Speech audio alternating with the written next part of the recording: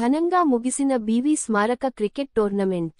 ఎమ్మిగనూరు నియోజకవర్గ శాసనసభ్యులు doctor BV Jayanageswar Reddy ఆదేశాల మేరకు నిర్వహించిన బీవీ స్మారక క్రికెట్ టోర్నమెంట్ ఈరోజు నియోజకవర్గ తెలుగుదేశం నాయకులు భాస్కర్ల చంద్రశేఖర్ ఆధ్వర్యంలో ఘనంగా ముగిసింది. మొదటి మరియు ద్వితీయ బహుమతులు భాస్కర్ల చంద్రశేఖర్ చేతుల మీదుగా అందించారు. మొదటి బహుమతి 30,016 రూపాయలు, ఎమ్మిగనూరు 11, రెండవ బహుమతి 20,016 రూపాయలు, గోనెగండ్ల పవర్ హిట్టర్స్. ఈ సందర్భంగా నిర్వాహకులు ఐరన్ బండ భాష, ఆల్వాల సర్పంచ్ భాష, ఈ కార్యక్రమానికి ఆర్గనైజేషన్ వహించిన టీఎన్ఎస్ఎఫ్ రమేష్, జిలాని భాష, రాంపురం రఫీక్, ఐటీడీపీ రవిని, భాస్కర్ల చంద్రశేఖర్ అభినందించారు. ఇలాంటి కార్యక్రమాలు శాసనసభ్యులు రాబోయే రోజుల్లో మరిన్ని నిర్వహిస్తారని తెలిపారు.